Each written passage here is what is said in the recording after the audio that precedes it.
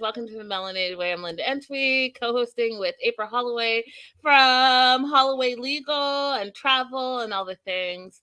It's Monday. I can't believe the week went by so quickly. I know a lot of you reached out to me, and I really appreciate it. I know I took the week off, and you guys are like, where is she? Where are the shows? What's happening? All the things.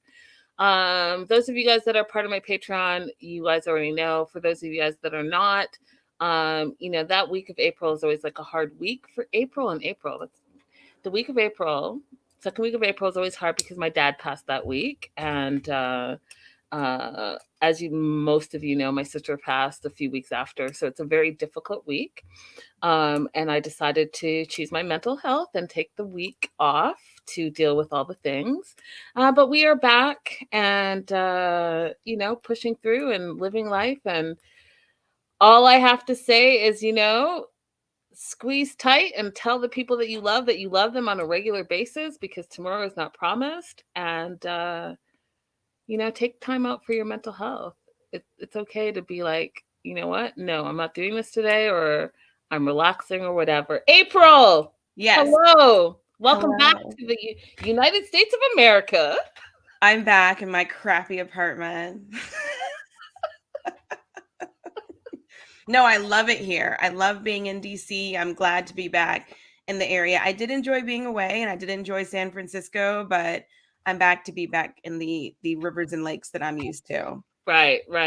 And you know what? I do have to say that, just speaking of travel and all of that, when we get to Jen and Rishi and Jen's friends, Randy and what's her name? Randy and Myra, I'm going to have a lot of things to say, you guys.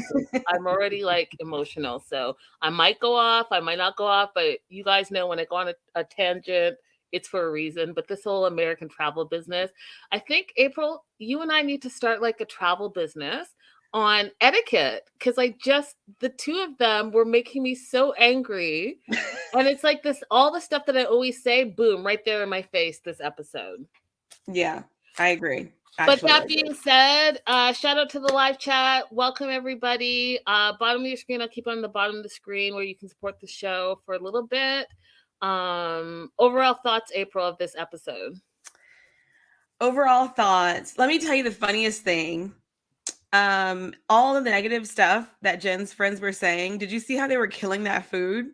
Whatever restaurant that was that Rishi took them to, I want to go there. They loved it. They loved it so much that they were chewing while they were talking, but meanwhile having an attitude where they were, stop it. Stop it. Renee says, I think these two were some of the worst friends in the 90 Day Fiance franchise. That part, Renee, that part. So let's jump in. We're going to jump in with Usama and Debbie. I love Debbie. I just love her. I don't know, something about the way she talks, April. It's very Renaissance for me. She's so charismatic. Oh, you got it! This is a surprise. You bought the fan. Oh my God. Stop it.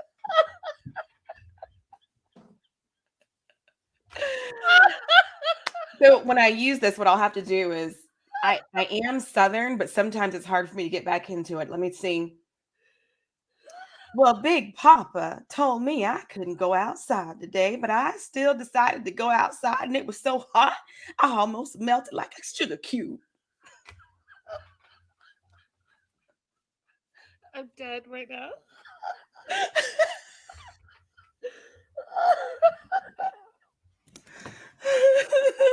You got the fan. Everyone, if you've missed some other episodes or after show, that fan was a big topic, right? Ty's Ways laughing. That fan was a big topic. We found it on Etsy, and April got the fan. That's it. You're gonna see me using it all the time. I feel like we need to end the show right here, right now, just with the fan. That's it. Oh my God, that's beautiful. Okay, that was a surprise. She didn't share that with me, y'all, so definitely surprised as well, just with the rest of you guys. So Season 4, episode 11, The Tongue Has No Bone Facts. My overall thoughts were I was happy to get a break from Nicole and Mahmoud. And Debbie is still definitely my favorite. Had questions about Jen and Rishi and her friends because I think her friends are trash. Chris and Jamie, I called it. I hope Jamie comes in our live chat today because I would love to have a few questions for her. And then Gabe and Isabelle, you know, they just brought love and joy. So those were my overall thoughts. Vanessa says, April, you might be my favorite co-host yet. Darling, you're my favorite viewer yet.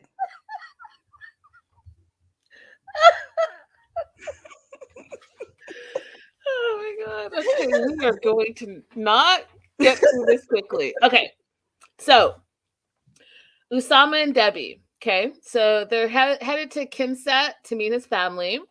What I thought was funny is that I didn't know originally that they hired a car service, right? So when he was packing all the stuff in the front seat, I was like, is Debbie gonna ride in the back like a passenger? Mm-hmm. That was my first thought, but then he got in the back too. I was like, oh, okay. Debbie's really concerned about meeting the parents. She's really concerned about her age all of a sudden, which I thought was a little weird, April, because like you've been there a few times before. Age wasn't an issue for you. You clearly had a good time. You went on the camel ride, all the things. He professed last week his love to you, did a whole poem, the whole thing. So like now why are you now having like second thoughts? But whatever. So she is nervous to meet his parents because of her age. And she's worried that they're going to think that she's a terrible American trying to steal their son.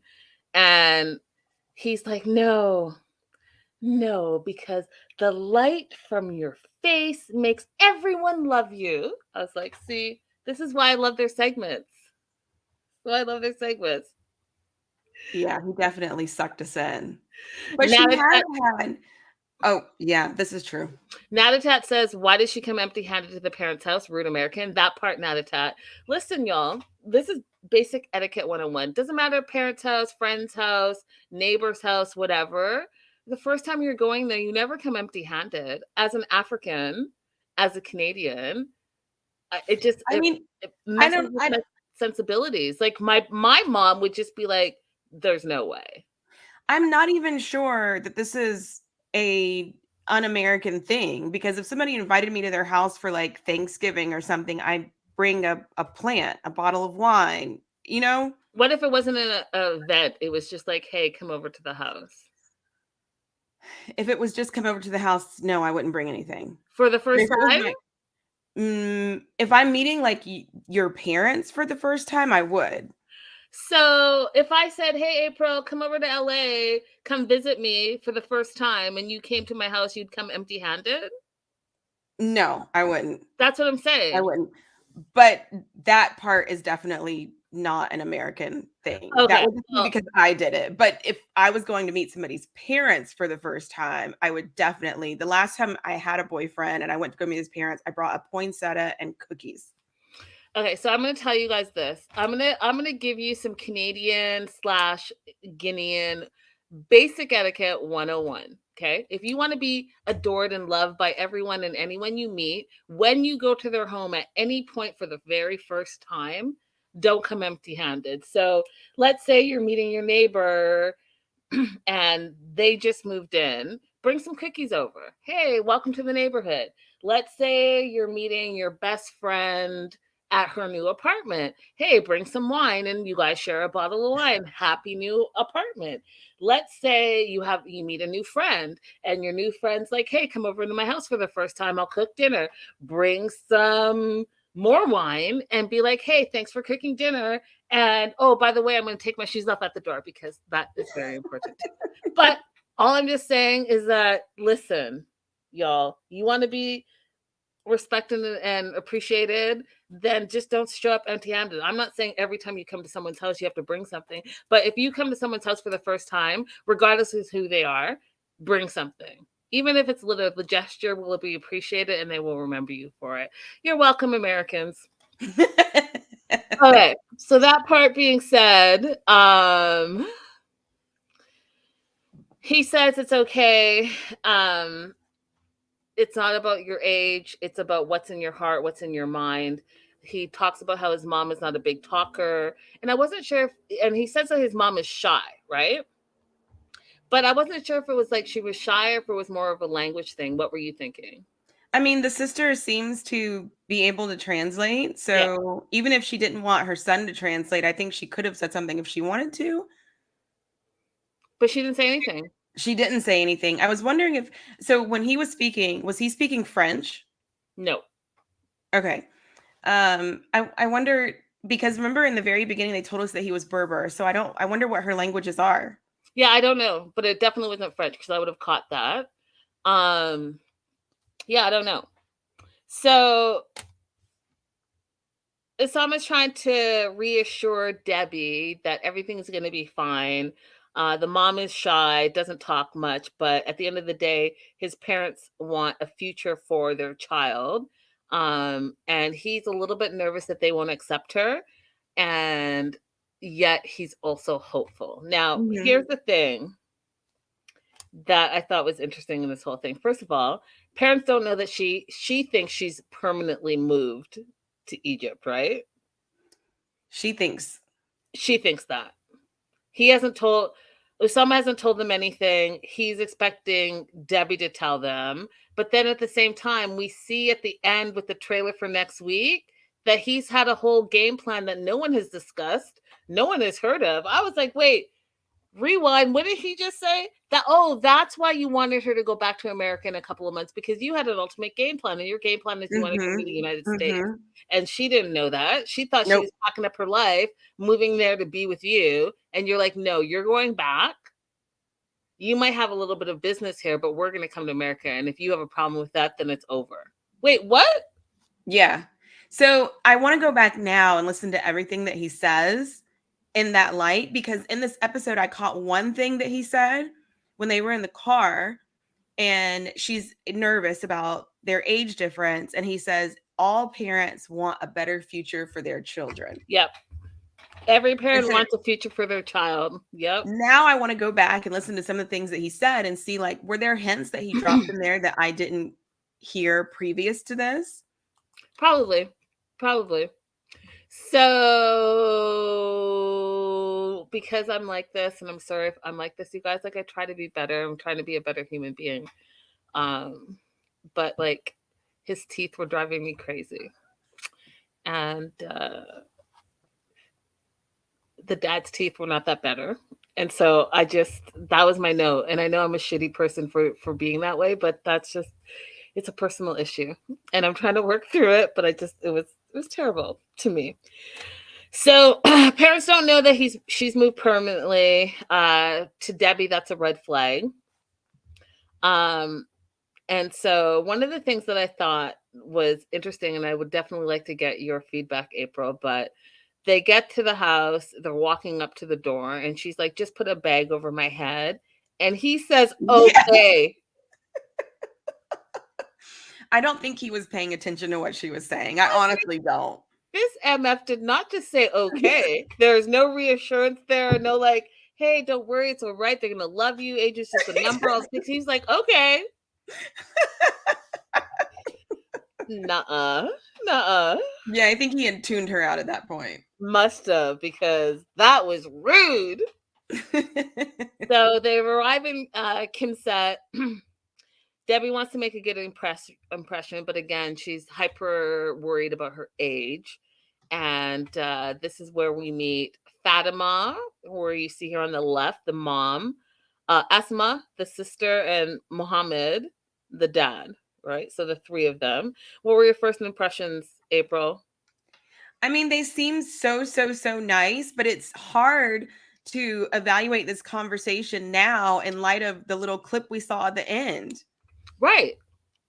I feel like the mom was not impressed the whole time. And even though maybe there was a language thing, her facial expressions were saying it all. She was barely looking over at Debbie. She was just like sitting there. And maybe it was because she didn't know what was going on. But at the same time, I feel like moms have like a sixth sense.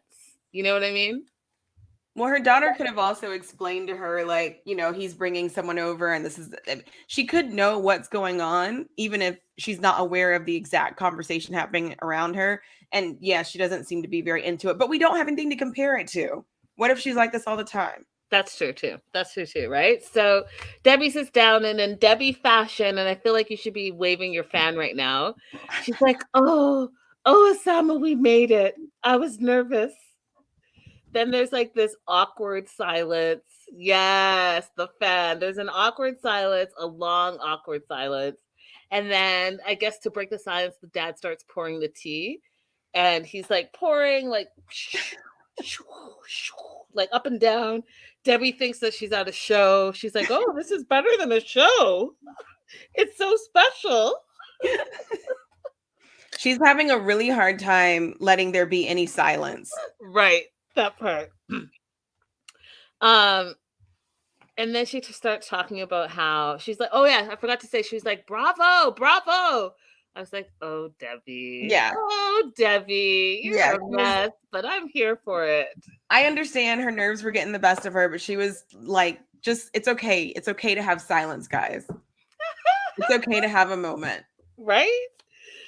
So they have some tea and Debbie continues to talk, right? And she's like, she finds it attractive that Usama is a family man. You must think your son is unusual. And she's like, "Unusual, huh?" And I was like, "Oh, there's the American in her." And then the mom's face when she said that, even though, she might not have known what was happening, her face, because this was her face. I was like, "Oh." Dad was like, "Wait, what are you saying?" Because, in that, Osama translated for them. So the mom knew in the translation what she was saying, that you must think your son is unusual. Well, what parent is going to say, "Yeah, I think my child is unusual"? None, right? April? None. I mean, I did tell Taylor that you were weird one day, but there's a story behind it. Then Taylor came home crying from school one day and was like, "These kids said that I'm weird." And so just to soften the blow a little bit, I was like, "Oh God, I forgot to tell you. You are weird. We're all weird. You come from a weirdo family. I am so sorry. I did not let you know before school started." And that just like made it better. Aww, I love that. So then after saying that you must think your son is unusual, Debbie brings up the age difference and talks about how they have an unusual relationship, but they're connected in art, honesty, and good intentions. And then asks them directly, how do you feel about the age gap, right? And the dad, it reminded me of how great Isabel's parents were towards Gabe. They were just like, "Hey, listen, no, you know what it is? It's not a block between two people who love each other. What matters is how you get along." And I was like, I don't know where these enlightened parents are, but I'm loving it this season. I really am. What were your thoughts? I'm not as enlightened as Osama's dad in this situation. Really? Oh, Lord. Here we go again, y'all. Here we go again. So April and I, we're not going to agree? Oh, surprise, surprise. Welcome back. Okay, so you think that, so what do you think, April? Let me see. I just dropped my lip gloss. I'm going to take this down. Go ahead, April. Speak. So you can't have an age difference? Well, when you think about a partner for your child, you want someone who's going to be able to do things with them. Like what? And travel. So if you're old, you can't travel? No, you can definitely travel when you're older, but you're going to have different needs for, maybe you're going to need some mobility things in a short period of time. Remember when Submit wanted to go do some adventurous things, and Jenny was like, "I am tired. I am old. I want to go sit down." True. So yeah, like right now she's not having any issues. She's riding the camel, but we are looking at her coming up to a time, if they go through their natural course of life, sooner than he is, where she is no longer going to be able to do certain things, which is a natural course of life. And I am not enlightened enough to want my child to be taking care of an older person. As a person who took care of an aging person, that's not something that I would want my child to have to do at that age. Okay, you don't have to give me the specifics, but roughly what age bracket is Taylor? Taylor is going to be 20 this year. Okay, so if Taylor brought home a 30-year-old, your thoughts would be what? I think 30 is fine. So 10 years is okay. I think it wouldn't be my preference because there's a lot of intellectual differences, I think, in life experience between 30 and 20 years old. But I don't think it's putting you in the age where you're going to be taking care of someone else in the Okay, next 15 years. so when Taylor is 30 and brings home a 50-year-old. I would start to get concerned, but not so much. You know, there's no huge I will tell you exactly what age I will start getting concerned at. 65. And what's the other age? The other age would be 25, 30. Okay, well, I mean, that obviously 25 and 65. Okay, I get you, Yeah. April. I get you. Because, But you know, around that time, let's see, you're looking at, okay, now you've got knee problems. You start having, you know, maybe you have to take some heart medication, diabetes. I'm just saying, like, at the age where you start having to take care, neck pain, back pain, narcolepsy. At the age where you start having to take care of someone, that's when I think, you know, I don't want my child to have to do that. It's a hard thing. I'm as a person who took care of my father while he was getting older, I don't want to sentence anybody to that. She said sentence too. I mean, you do it out of love, and so maybe you don't mind it, you know, but it's still a hard thing.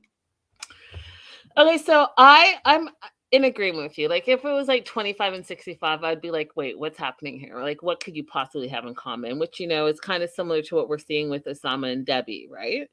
But I feel like if it's like 5 years, 10 years, even like 15 years, I don't really think that there's an issue there, to be honest. Well, think about who you were. You know what? I just realized I don't know how old you are. but when I think about who I was at 30 versus who I was at 20, those two people are not compatible.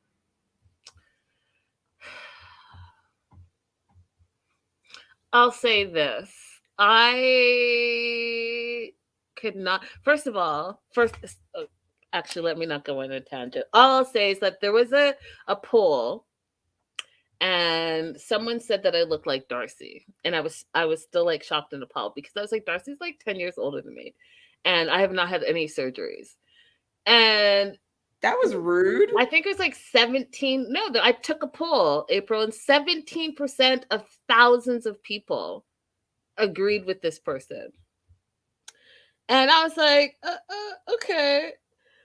Now, I will say this. I don't personally have a problem with age differences if it makes sense, right? Because I feel like sometimes there are like 30-year-olds that are not quite 30-year-olds. And I'm look at like Nicole, who's 40, who, if I looked at her, not just physically, but just her personality, I would think that she was a lot younger because she's really immature, in my opinion, and has no world experience. That's true. So I think that that's why she can date someone that's like 30 or whatever, right?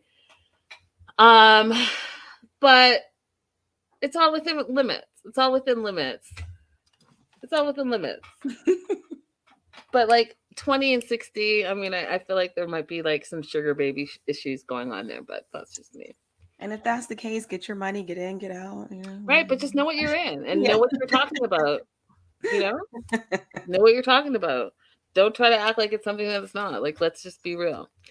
All right, so we meet Fatima, we meet Asma, we meet the dad. The dad is coming in like 100% enlightened. I did think it was interesting too because just like all of us, like looking at this, seeing Debbie with her like cute little barrette in her hair, and Usama with the hat, and us always having the conversations about Islam and Muslim. It's just interesting that it's obviously a lot more relaxed where they are. Don't you agree? Yes.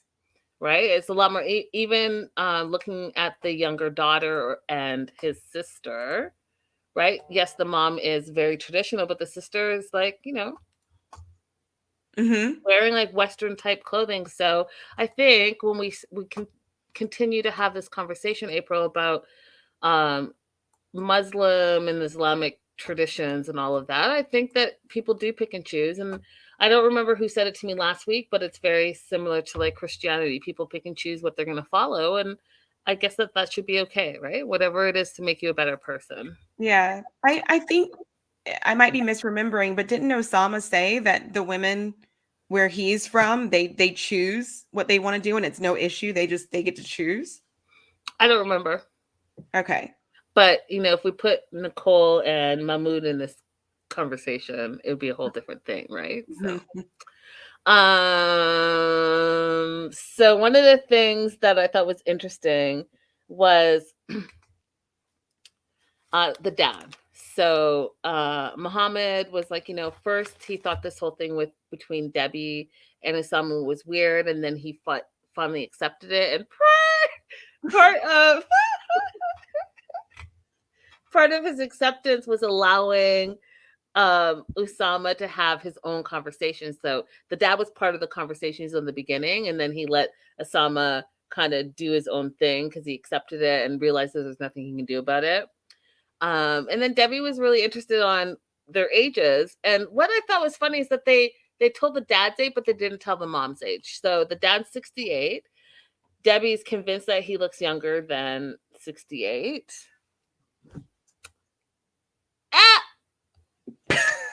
Yeah. Do you have a comment over there, April, hiding behind your fan? I don't know what 68 looks like to her. Me neither. Because how old is Debbie? Because I was trying to figure out. I couldn't remember. Is she 62? Yeah, because Angela is 52, right? Right. Yeah, and she's 10 years older than Angela. Okay, so I mean, I would not be surprised by this man telling me that he was 68. Same. And I, probably couldn't get past the teeth part, but that's just me. So she's happy that he's older than her. And one of the things that I thought was so age appropriate for Debbie was she's like, I'm just glad to be here and to be still alive.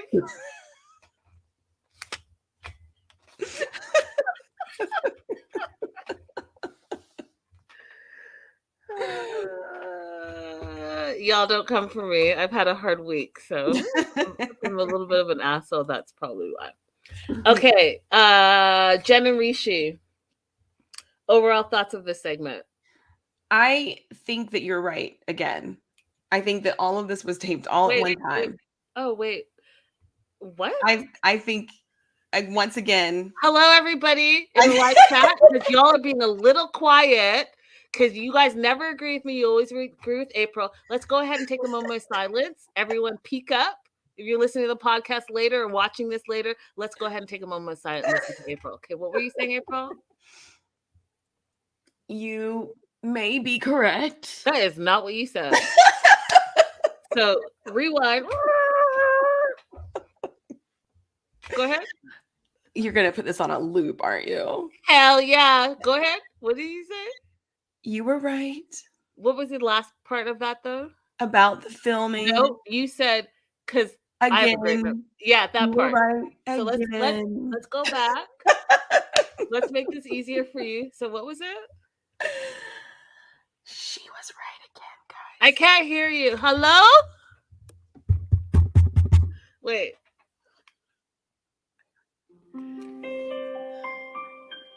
Go ahead. She might have been right again, guys.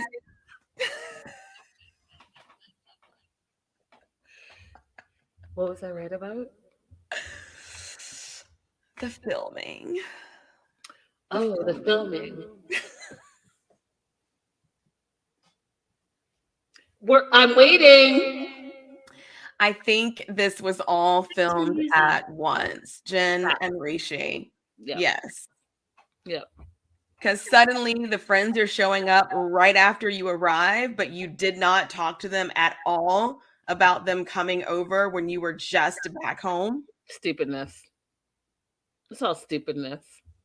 She's like, Stupid. Okay, yeah. I was super irritated by Randy specifically.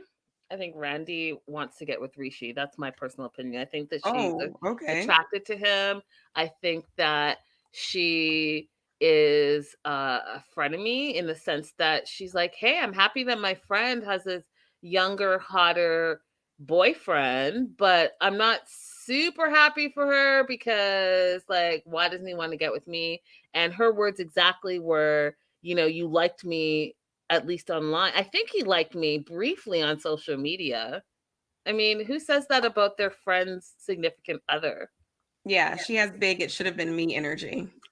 100%, April. 100%. And I'm not here for it. So Jen says, and she continues to say this, and I'm just like, you either care or you don't care, but she's still stuck that he sent a half naked picture to Randy. And then he's like, well, it wasn't a big deal, which I thought was hilarious, April, because he said it was already on social media, he says. And then she's like, but you also sent her roses. And then he said, quote, that picture is for everyone. And then my note was, he's for the streets. For the streets. Might as well call him Future Rishi. He's for the streets. You said that picture's for everyone. For everyone. For everyone. You belong to the streets, and the streets belong to you.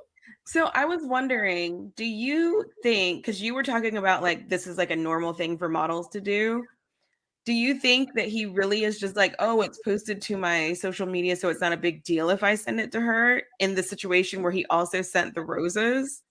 Well, see, I don't know. So what is the roses? Is the roses like a meme or a meme rose? Like, I don't even understand what was the context of the roses, because the first time I was hearing about roses. But do I think that when he says the pictures are for everyone, that it's that model mentality? 100%. He's like, I posted this for everyone to see because I'm a model. And so me sending it to you directly doesn't matter because it was already in my feed. I was just showing you how model-ish I was.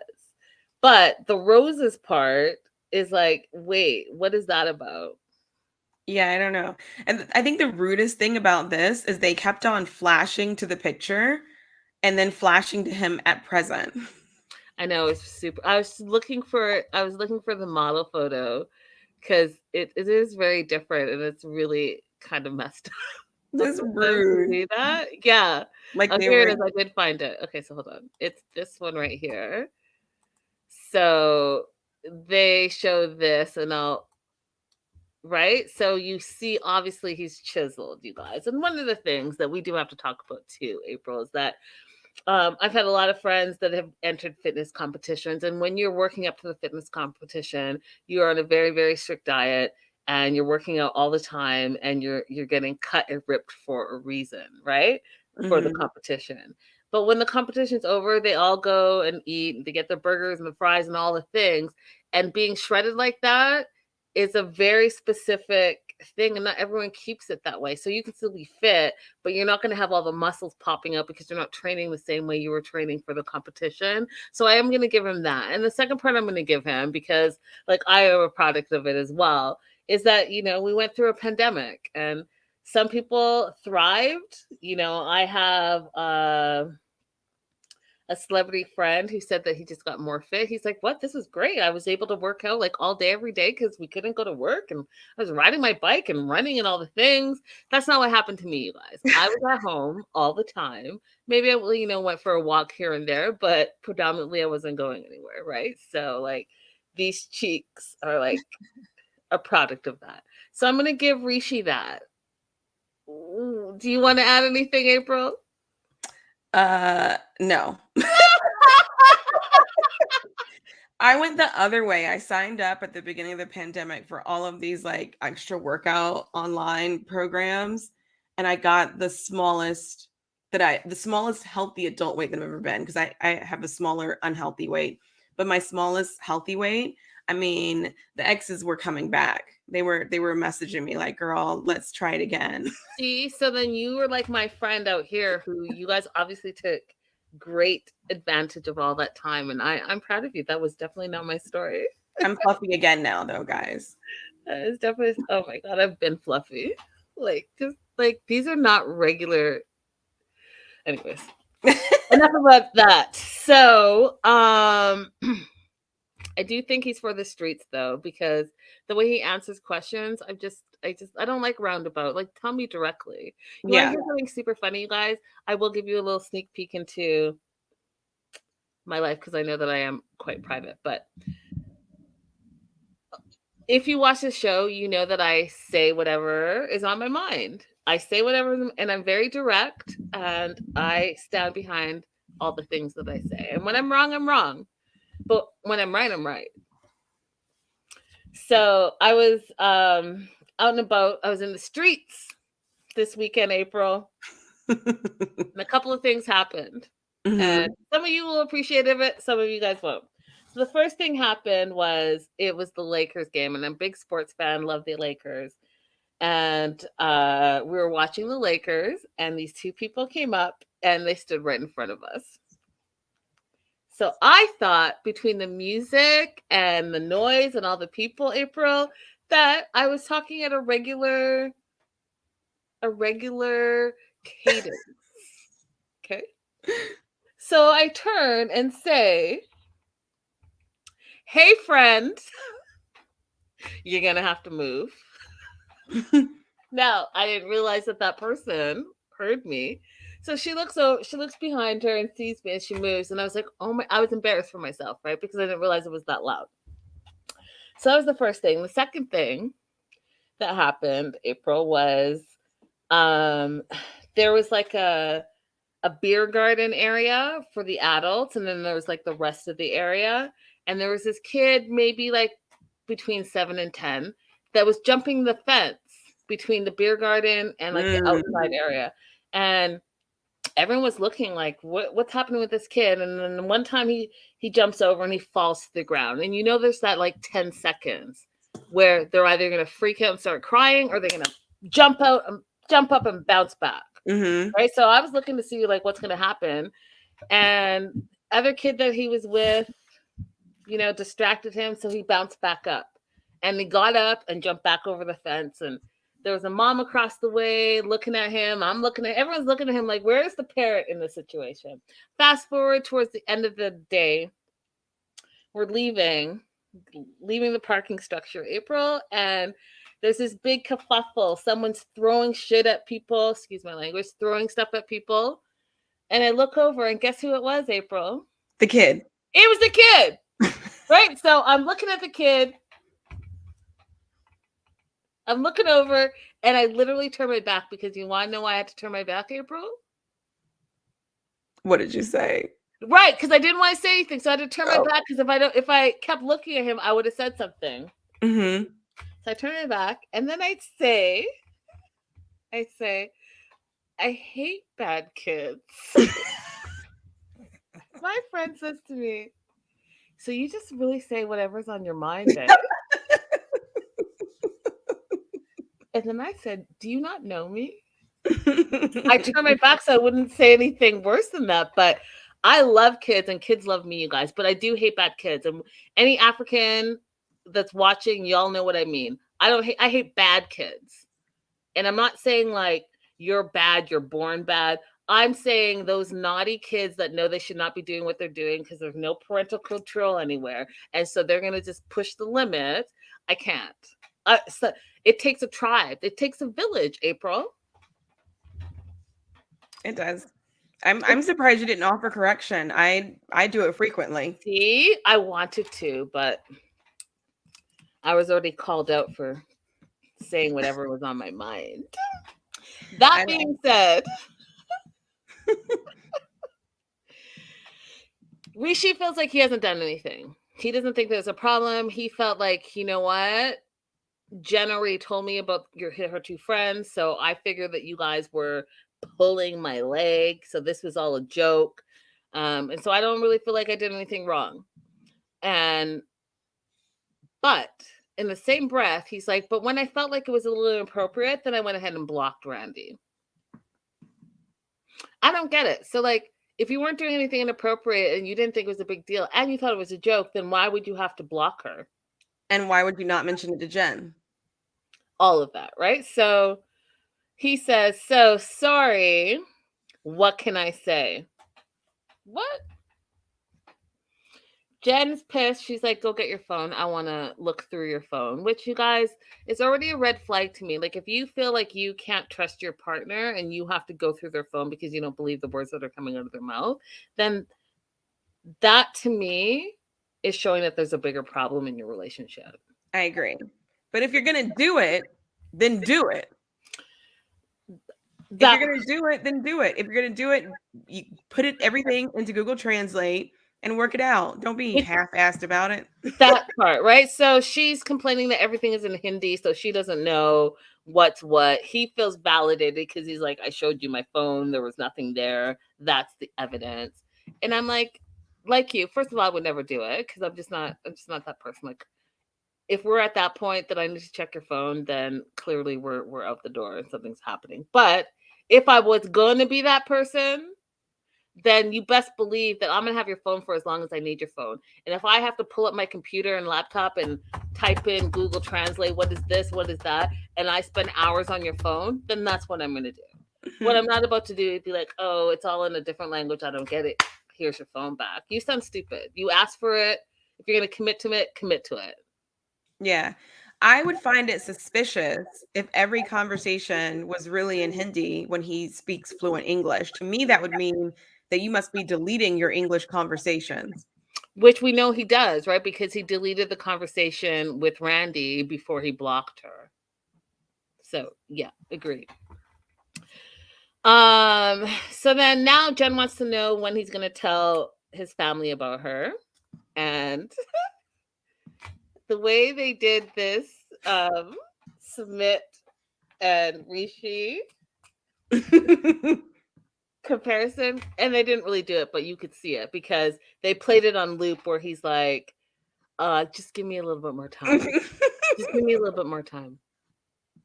Just give me a little bit more time. I mean, if we haven't heard that a million times from Submit, I don't know what. And I was like, oh, the shade, TLC, the shade. Did you feel the same way?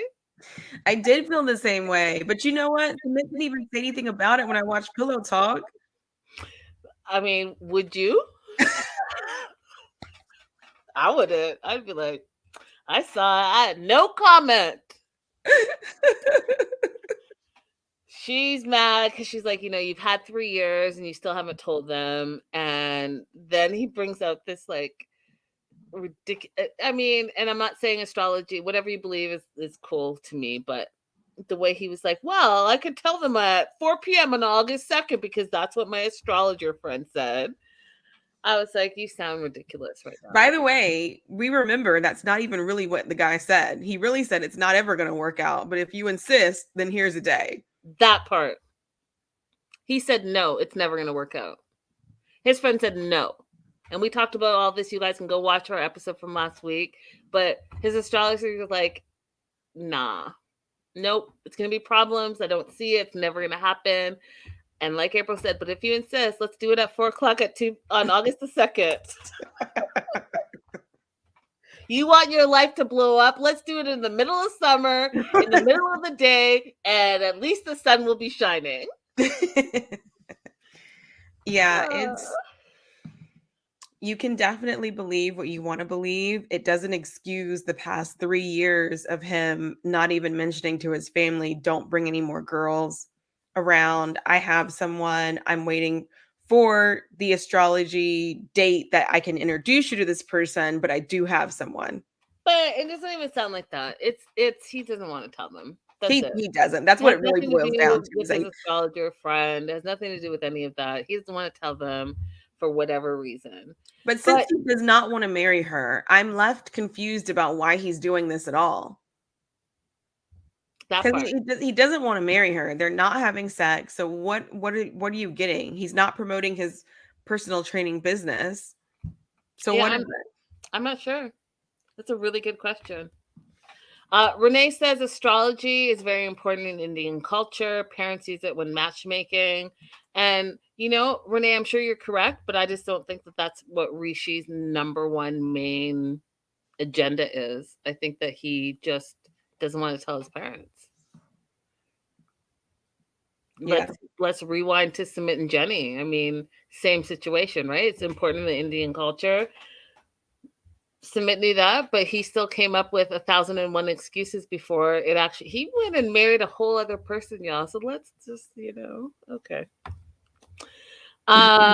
So everyone's still stuck on the shirtless pictures. Randy and Myra show up in India to see Jen. And apparently they were planning this trip for a long time, even though when Jen was back in, where is she from? Oklahoma. Where is she from? Oklahoma? Yeah. Something like that. Never mentioned it. But here they are. And I just felt they were so just so what am I trying to say without saying it? They were just so interesting with their travel ways. So interesting. First of all, they were dressed like they were both in a different country. One had like a summer dress on, and the other one had a hat, long sleeve, and then layers upon layers. I definitely looked at them and said, "What is the weather?" Right. Are you guys in the same country? Are you guys going to the same country? Because it doesn't look like it. Then they got off the bus and they were all like, "Oh, we're here." All of it was just like, my note says very American. So Randy's still stuck on the social media. That's all she keeps bringing up, and that's what she brought up the whole segment. That the shirtless photo, the social media, Rishi, all of that, right? And then this is exactly what my note says.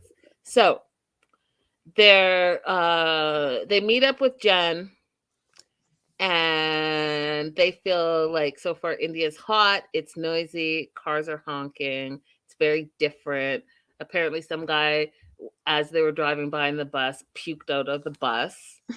And they get to Jen's apartment, which again I still think is an Airbnb, but let's just call it her apartment for what it is. And one of the things, if you've not traveled, that bathroom is not the norm. Many places in the world have a full bathroom where you shower, you use the toilet all in one room, and it's all tiled and it's all watered out. That's not something that's weird to anyone that has traveled. But Mara says, well, it's like you're glamping forever. Because the bathroom is like, oh, and her whole thing. And I was just like, oh, this is my note. My note says, oh, I hate them. Well, you are predisposed to hate traveling Americans. Well, because April, you're not in America anymore. So do you think everything in all the entire world is going to be exactly how it's set up in America? Because even me traveling the Americas, it's different in every state. Yeah. What I guess my question is this. What do you think the universal American experience is going to be? What bothers me is when you have people like them who travel to India and they see the bathroom and they say, oh, it's like you're glamping forever. But then if they let's say they went to Japan where they do the recycled water, they would be like, oh my God, so cool, so high tech. I think that those opinions are filtered through a really racist, classist lens. And so one is called efficient and cool, and the other one is, oh, glamping forever. That's what I get bothered by. I'm going to have to agree with you. Because that bathroom is not unusual. I do remember the first time I encountered a bathroom like that, but since then I've seen many, many more, and it's not unusual. No, that's what I just said. It's not unusual. I've encountered them many a place, you guys. You're gonna go to Africa, you're gonna find that. If you're gonna actually go to Japan, like April said, you're gonna find that in a different sense of the word, but you're still gonna find it. It's not unusual. And if you actually like open your mind, it's actually kind of cool because you could just like strip down, do all your business in all one space. The water washes all away and you're good to go. So like, Yeah. It also proves your point about the way that this was filmed, because if she really was back home for a couple of months, she would have explained to them how her apartment was set up. Oh my God, April, did right? you roundabout say I was right a second time in one broadcast? Did I? I feel like you did. Suddenly, I think I'm mute. Oh. I don't think my mic is working anymore. Well, I hear you loud and clearly. So you might be wrong about that, but I'll take it. I'll take it. So, April briefly shows them the apartment, and then she wants to show them the rooftop. Now, you guys, we've been to the rooftop many a time, and I don't recall, and April, maybe you recall the rooftop looking like this, but they went up there when they were doing the kite flying.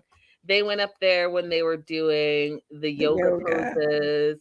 I definitely did not see this whole chair situation with all the lights set up. Maybe she just did it. I don't know. But she's like, she was so adamant about showing the rooftop. And I was like, that rooftop never looked like that before. Like, it just didn't to me. And I didn't know that that was your spot all of a sudden, because this is all I saw. It was like this. It was like this for yoga. It was like this for kiting. And all of a sudden, there's like 3 old school leather chairs, swivel chairs, and a bunch of like Christmas lights. I think this must be how Rishi dressed it up for her return. Oh, good point. That could be it. I don't believe it, but could be it. So they go up there with some drinks. They really want to meet Rishi, and they talk about how, well, Jen talks about how they haven't been intimate, and she's not going to be intimate with him until they get married, and they haven't been intimate in 3 years. Do you want to say something before I say something?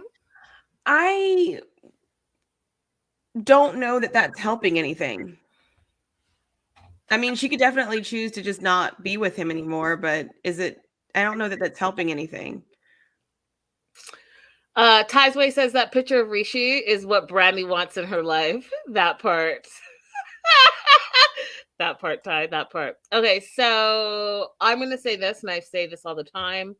I talk about, the 4 things that you need to talk about before you're in a serious relationship. And one of the things is sex. And anyone that tells you that sex is not an important relationship is, a damn lie.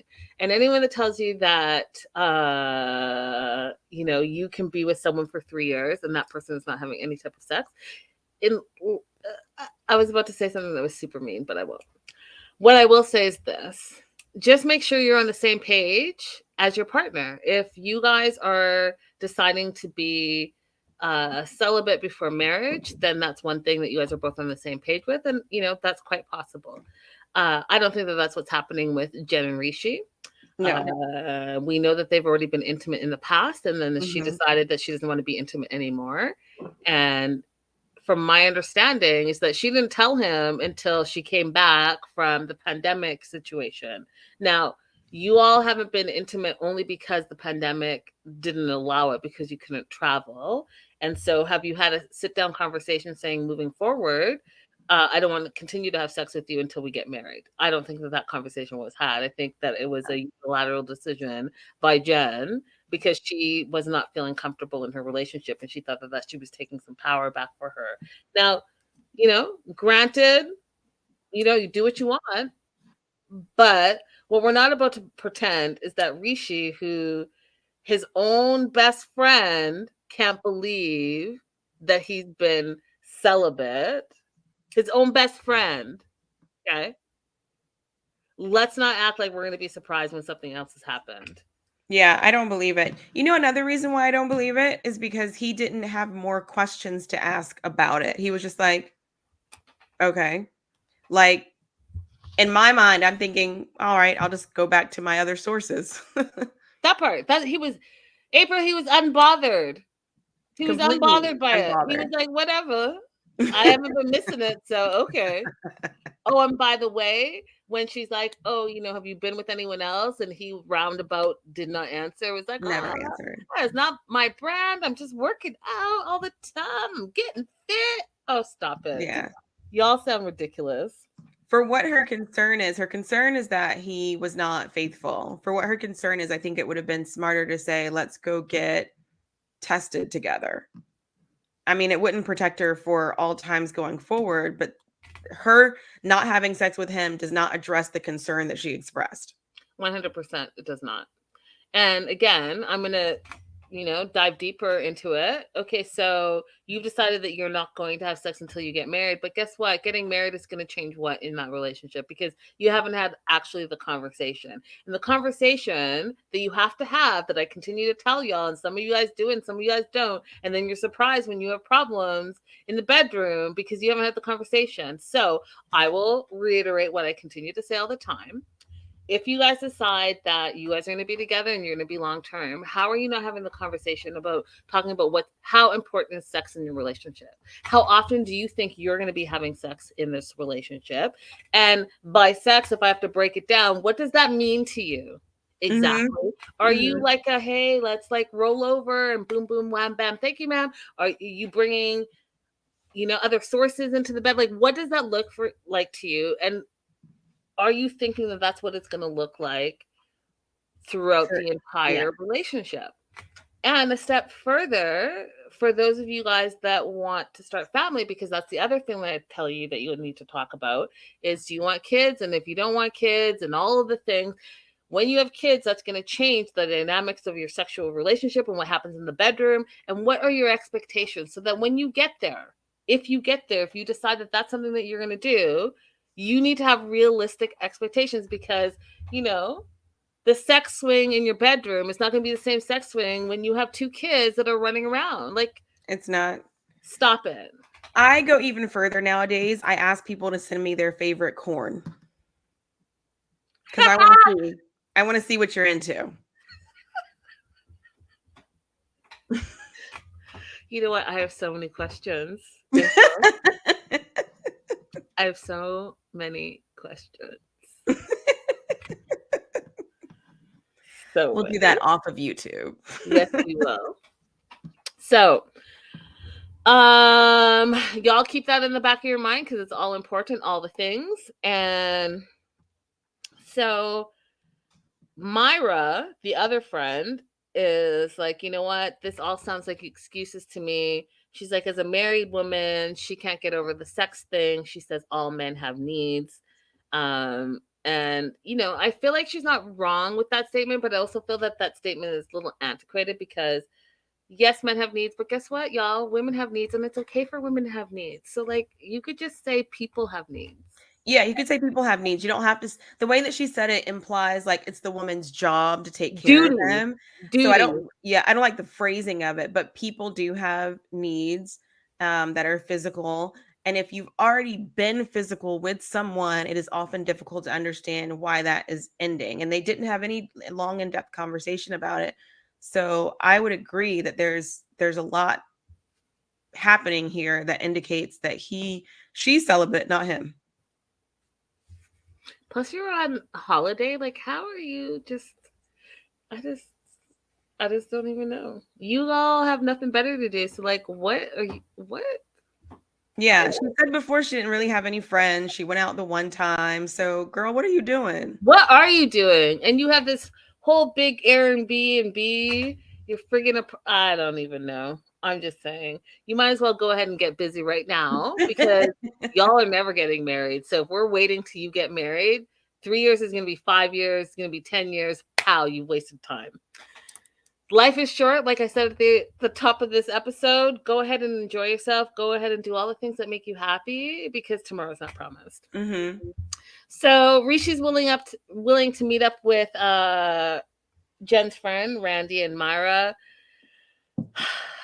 And Jen says, quote, she would be done, because we've heard that all the time. I'm done. I'm done. I'm done.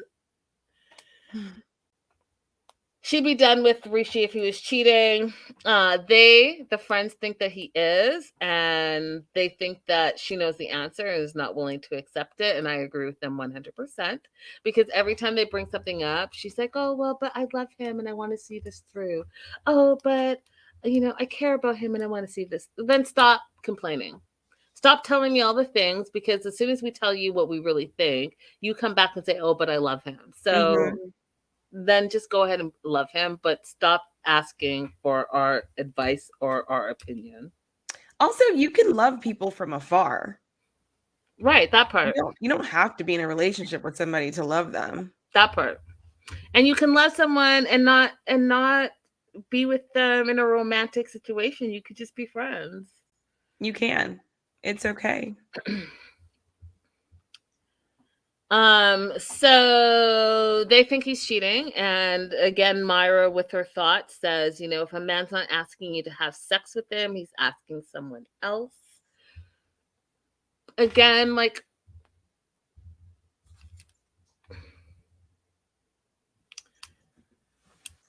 I just want to say this, you guys, okay? And maybe this is like me. I don't know if I'm forward thinking or backward thinking, but my thoughts on this is that it takes two people to be in an intimate relationship. And I mean, even then, it doesn't really it could take one person or 10 people. But my point being this, it's not a woman's duty. Okay? And I just hate the wording of all of this. And the fact, like, hey, if you're not giving it to him, he's getting it somewhere else. Well, let's just say people again, because I'm going to tell you something that is 100% true. Okay? And some of you guys might be shocked by this, but I know it to be true. As a female, as a young person, and I'm not saying this about me, I'm saying about in general. As a female, as a young person, as an attractive person, as a 20-something-year-old social gay person, as an older MILF, as like a hot stud, as a rich dude, whatever you like. If you want to have sex today, tomorrow, and the next day, you can have it. Finding sex and having sex is not hard. No, it's not. At all. Negative. Okay? So if a man's not asking you to have sex with him, he's asking someone else, that's bullshit. Like, y'all can have sex every day, all day. Listen. Okay? That's all I'm saying. I'm just saying, like, it's quite possible to just be out there. If you're out there and if that's what you're looking for, you will find it. Okay? No one needs to be like, oh, well, if you're not giving it to him, he's like, what? I don't know. Does that make sense to you, April? It makes sense. It's cheaters are gonna cheat. Okay? Yeah. No, there's no keeping a man that doesn't want to be kept, or a woman who doesn't want to be kept. So that part. What? I was gonna reference a celebrity thing, but let's go ahead. No, what? Let's talk about it. That's my business. Scottie Pippen's former wife, Larsa. Yeah. He said they had sex every day, multiple times a day, the whole time they were married. Did that keep them? Didn't she say it was like some like it was multiple times? But you know what? Even when that interview a long time ago, when her and the Kardashians were still friends, because I watched the Kardashians, she said on the show years ago that they had sex 3 times a day. And everybody thought she was just kind of bluffing, but now I think it's true. And that didn't keep them together. I mean, yeah, she said that. But I feel like this most recent interview, I think it was like, and don't quote me, someone's going to know the real answer, but I feel like in the back of my mind, I remember her saying it was like 7 times a day, every single day. Was it 7? It could have very well been 7. Yeah. Something very high. I was thinking like, do they have kids? So like, And what you happened when she was like, even when she was pregnant? And then I was like, you, as women, like that time, I had a lot of questions, y'all. I was like, look, something every day. apparently nothing was stopping Scotty. Uh, apparently, Apparently nothing was stopping him. Okay. apparently, that was like, yes, that is a side note that we have to have a whole other discussion about. But Rishi is having dinner with the girls and Jen, and Randy has to bring up for the umpteenth time that she thinks that Rishi liked her briefly on social media. What were your thoughts when she said that, April? Because I gagged. It's such a weird thing to do as a friend because first of all, if I was going to try and set one of my friends' partners up like that, I would use my Finsta. First of all. And then secondly, I would never say, "Oh, I think he was really into me." That's a weird thing to say Super about your weird. friend. Unless you wanted him to be into you. Yes. Yeah. Yeah. Which might be actually what she wants. A lot of people are agreeing in the comments that they think that she really wants either him or her own version of him. That part. That is what I think. 100%. So I agree with you guys all in the live chat. I agree with what April just said. That was my first thought. She either wants him or a version of him. But I remember hearing a long time ago where, there are some people that are like, hey, I want someone just like your partner. I just want someone just like your partner. But really what they're saying to you without saying to you is, I want your Well, partner. your partner. Exactly. Exactly. And that's one of the reasons why it's a little bit scary when you do have a healthy relationship to share certain things. Yeah. Listen, y'all. Yup. Okay, so Rishi's feeling awkward in this whole situation. There's a bunch of small talk. Randy's like staring at him. I felt uncomfortable the way she was staring at him. She was like staring him down, like, hey, I'm here now. And she got all glammed up, which I thought was a thing as well. And then she kind of goes off and says, you were being flirtatious with me online. You sent me a picture with no shirt. She felt it was inappropriate. Uh, and he was like, well, I thought it was all jokes. I thought you guys were just pulling my leg. And then she says to him, which is why I had concerns. And I was like, you're a red flag, Randy. It's just like, well, why did you block me? And then delete our chat history. Well, first of all, if he blocked you, how do you know he deleted the chat history? Okay, If I it had a was on question about that. Instagram. I have a question. When I delete my conversation with someone, they know that? So if you're on Instagram, right? If you're on Instagram and you delete part of the chat, they will know. How do they know? Because it's no longer there. So I'm gonna Or even them? Yeah. So I am so embarrassed. for example, Christina, because I love you and we're friends, I can do this. So my friend Christina, we have a chat going on right here, right? If I hit this, right? And it says I can't dot dot dot, there's a bunch of stuff. But if I hit unsend, it's now gone like it didn't happen. But guess what? She's already seen it. And when she goes to look to see that it's no longer there, she knows that I've deleted it. I've deleted whole conversation with people before I ghost them. On Instagram? Yes. They 100% know that you did that. And you seem crazy. I'll tell you that. I have someone that I used to deal with that would do that all the time. And not just that, he would also do that that ghost thing. I'm gonna use Christina as an example. When they disappear? Yeah. The disappearing messages? So the Yeah, I vanish do that. mode, he would do that too. And I was like, I will have no conversations if we're in vanish mode. So you can either decide what you want to do or what you're not gonna do. But yeah, they see that all the time. Oh my gosh. This is more embarrassing than when I found out people can see you watching their stories. That, and you guys know that when you take a screenshot, so again, I'll use Christina. When you take a screenshot, they know. So if you see that little bubble there, the little bubble on the side, it shows you that that person took a screenshot. We could do a whole Instagram 101 because I'm about that life. Wow. Wow. That all being said, so either he deleted and she saw it and then he blocked her, but the way she said it, that he blocked her and then also deleted, there's no way she would have known if she was already deleted. So just everyone know that that's what's happening on Instagram. So Okay. she goes on to say, or ask him if he messages other girls, and he says, he gets a lot of requests, and there are a lot of messages in his requests, right? The third inbox. But he blocks them and he shows them. Jen's feeling better because she feels like he's being open and more direct, like he didn't have to show that.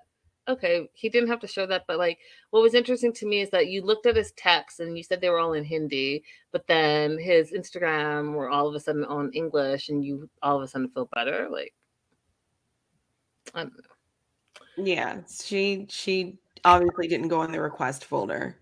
Also, he said that he blocked them, but when people come in my request folder, I don't have to block them. Like they're already, unless I respond to it, it won't even acknowledge that I saw it. Yeah. Then they say, what are your intentions with Jen? And he says his intention is to introduce her as a fiance. Yeah, if you're gonna do that, you're probably gonna do that a lot earlier than what's happening here. Yeah. Randy goes on to say that she feels he's shady, and I feel like she just said that because again, she wants her version of him, if not him, her version of him. So she's never gonna be on board because I personally think she's jealous of this relationship that's going on, that she doesn't have one for herself. And she could just ask directly, do you have any friends you could hook me up with? Don't be a hater. Yep. Go get you some, girl. So then this is the part that was a little sketch to me, that I was like, I don't exactly understand what she's upset about. So then they ask about this whole finding him, the arranged marriage thing, right? And we find out that the family had like 3 options that they presented to him, and he said at one time. I don't know if it was lost in translation. I don't know, but I understood what he said. When they finally told him that they were looking, they presented him with 3 options, and he rejected all 3. Jen freaks out and says, I don't understand. You first said you just found out they were looking. You rejected a variety of options. It's all lies. You're telling lies. And I was like, I don't understand what the lie is, though. I completely understood what was happening here. This is something when I'm preparing people for court that I have to warn them about. It is a very USian form of storytelling to be precise in your time frames and your numbers. And if you're not precise, it's perceived as a credibility issue, as a lying issue for the court. So in other cultures where it might be okay to say, I was threatened 5 or 6 times on one occasion, and then the next time you tell the story, I was threatened 7 or 8 times on another occasion. Here, a judge would perceive that as deceitful and non-credible. But that's just normal storytelling in another culture. So give that same example on how you would do it correctly in American culture. So when I'm coaching people, first of all, I establish, have you told this story before already in a sworn testimony? Because if you told the story before, we have to use the exact same facts. If you haven't told the story before, I explain this is what is considered a threat in the United States. How many times did that kind of thing happen to you? Now you've given me a number. That's the number we're going to use. And anytime that this topic comes up, you have to be consistent on how many times, because even though it's perfectly normal in another place to be unsure of the exact number and then just guess each time you tell the story, it is not okay to do it here. Gotcha. And so I think what's happening in this conversation is at one point he said there were 2, at one point he said 3, at one point he said 4. And so for him, this is not a huge difference. It's not a big deal. But for her, it is a credibility issue. Gotcha. That makes sense. Makes sense to me. We're moving on, April. We're moving on to Gabe and Isabelle. Thoughts on their segment? I feel so sorry for Gabe because Taylor was also born in Florida. And so we have a passport that says male and an ID that says male. But to get the birth certificate changed, they require a court order. From where? From any court in Florida. It's better. You can have a court from outside of Florida, but they accept the ones in Florida a lot easier. And you can only get the court order if you prove a doctor writes you a letter saying that you had a sex reassignment surgery. So for people who've only had, for example, top surgery, but they haven't had bottom surgery, they may not be able to get that kind of letter to get their birth certificate changed. So then what did they do in that situation? Well, what's happened in Gabe's situation is that it hasn't mattered because he's got his passport, he's got his ID. For Taylor, it doesn't matter. We've got your passport, we've got your ID. And so I understand that Isabel's mad at him because he didn't take care of it, but I also understand that Gabe's like, I haven't needed it for any reason. Okay. That was my question. Like, okay. That was my question. Because when you go to apply for a job, they only need two things that show who you are, right? So if you have your passport, you have your well, actually a passport by itself is enough. But if you have your passport, you have your ID, then that's fine. Like there are only a few things that ask for your birth certificate. And once you have your other forms of ID, you really don't have to go back to it for much.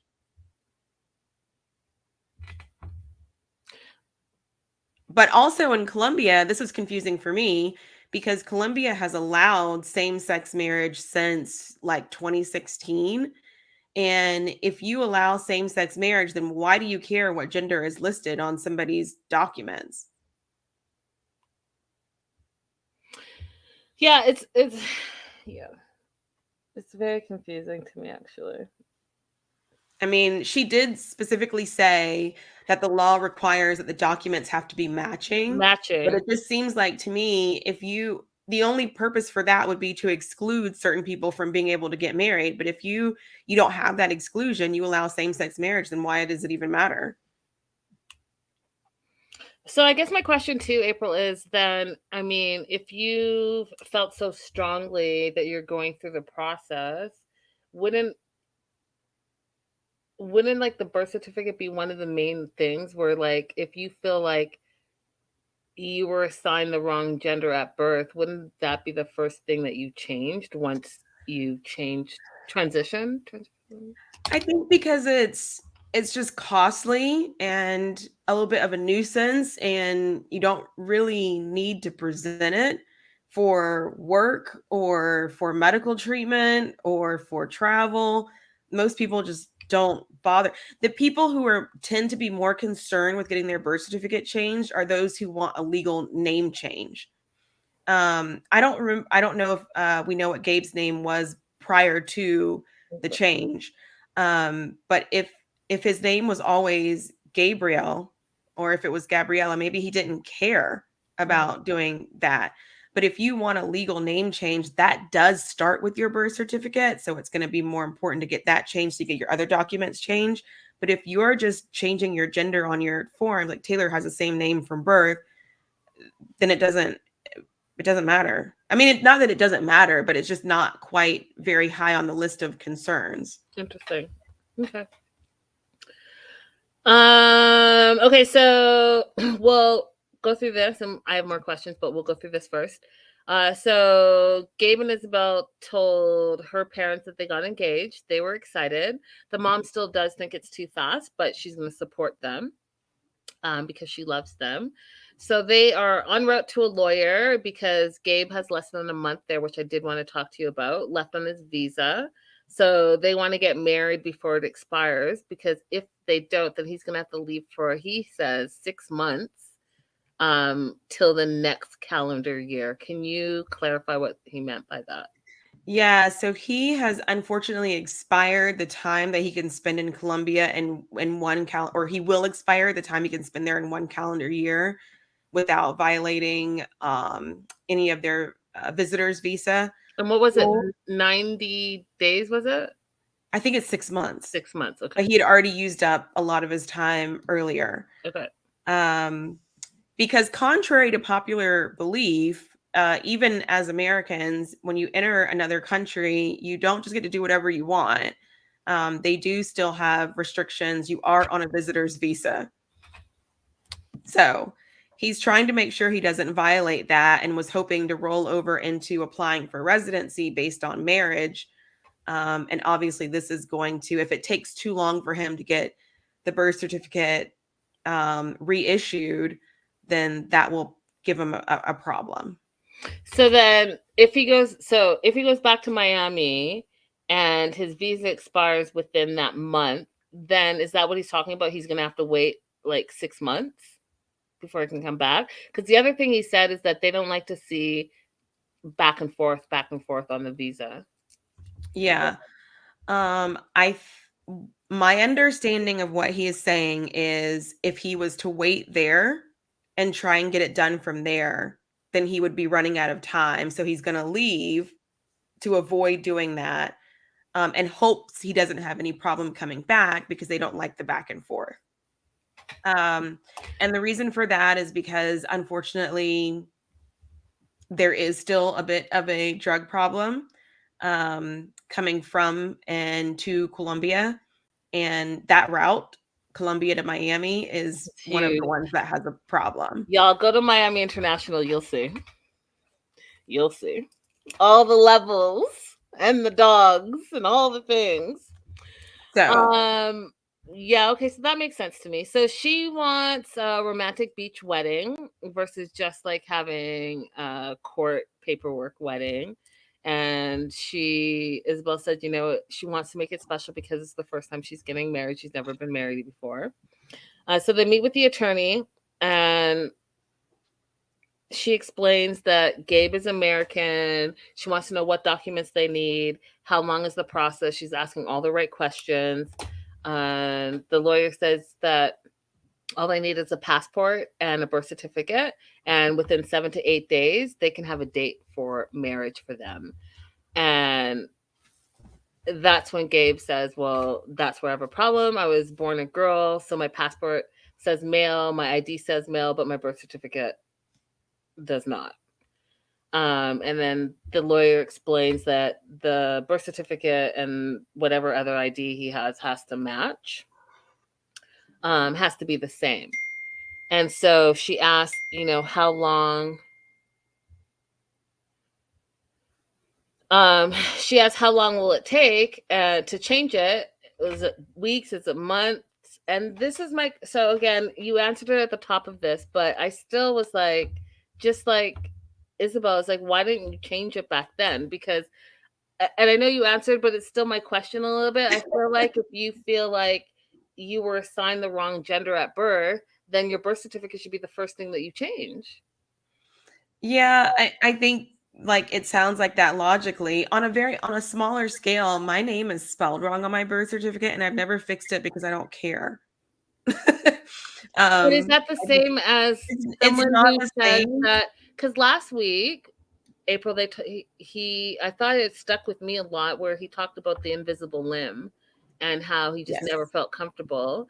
And he also talked about last week how he hated himself, how he didn't want to be on this earth that way. And so again, and anyone can answer this, you guys, and if you're watching the replay or listening to the replay, this isn't a genuine question that I have, but to me, and again, I'm still learning and I'm just asking the questions so that I can fully more understand and know. The more you know, the better it is.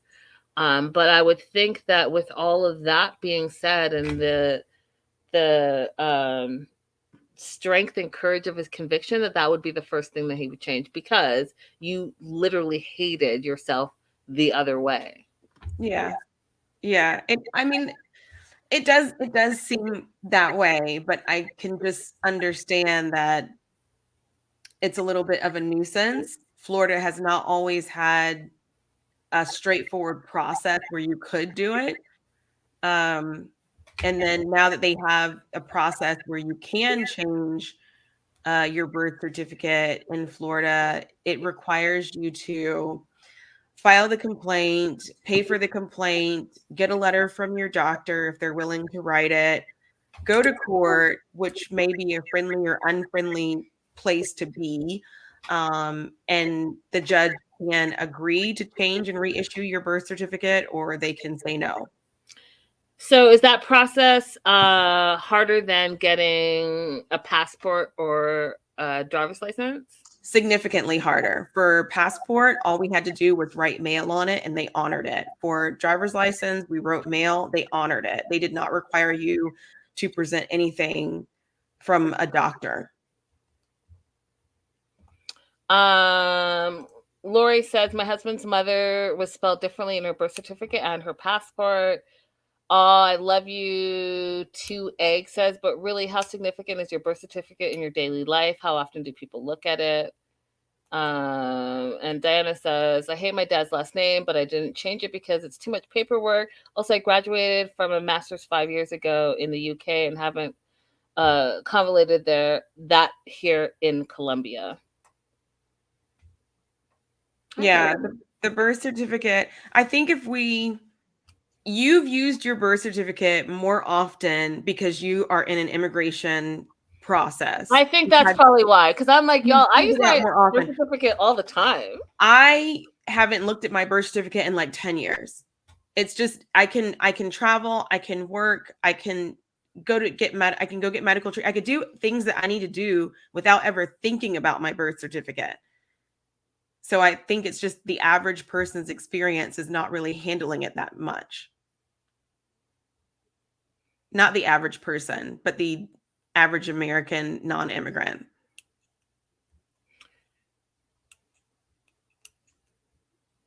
Yeah.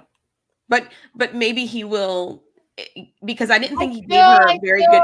I don't think he gave her a very good answer to the question. Like, these are just my suppositions on why he didn't change it. And I get it, you guys. I mean, the live chat is popping. I get it. And I think April said something very important. As an immigrant, your birth certificate I see mine all the time. It's like your main source of everything. If I want to get a driver's license, I need a birth certificate. If I want a social security number, I need a birth certificate. If I want anything, I need to prove it with my birth certificate and also to a green card. So all the paperwork all the time is all the things that I'm looking at on a regular basis. So that also being said, I'm still stuck. And again, it's still just my question because again, for someone who's like new to learning all of this stuff, I just feel like, and I still feel this way, and again, you guys can educate me, but I just feel like if Gabe hated himself so much and talked about the invisible limb, talked about how he hated being female, how he didn't want to be on this earth female, how he hated all the things that if you hate is the word he used, not me, that the first thing you would change is the fact that, hey, my birth certificate says I was assigned X, and now that I've put all this work and all this money, because I don't think, from my understanding, that transitioning is an easy, simple process either, and it's not cheap, that same amount of energy and money that you put into transitioning would be the same amount of money that you put into the birth certificate to the gender that you said, Gabe, specifically, you hated. That's all I'm saying. So you got your driver's license and passport because it was more convenient. But if I'm thinking about how important this is and how important it is to understand for others around you, then to me, I would just think, and I might be wrong and I don't know, right? That's why I'm asking the question, not if it goes back to what you were assigned at birth and you fought so hard to get so far, that would be something that you would change. That's just my thought process. I understand. Maybe he will. Well, let's hope that he actually gives Isabelle a little bit more of an answer, because maybe he'll say Florida didn't even start allowing it until 4 years ago or something like that. Vanessa says, I have to use it for background checks, sometimes for work. I lost mine at one point and I had to order it from the state. I found out my mom had changed my name at some point and I had to change all that. Oh, wow. Wow. All right, then. So, Vanessa, my sister was born at a hospital that doesn't exist anymore because she was born in Homestead, which was an Air Force base in Miami. So when she ordered her birth certificate, it had the wrong name on it, but she couldn't do anything about it because the hospital doesn't exist anymore. So now she is Katrina for life. Wow. Yeah. I had, and my Canadian friends will appreciate this.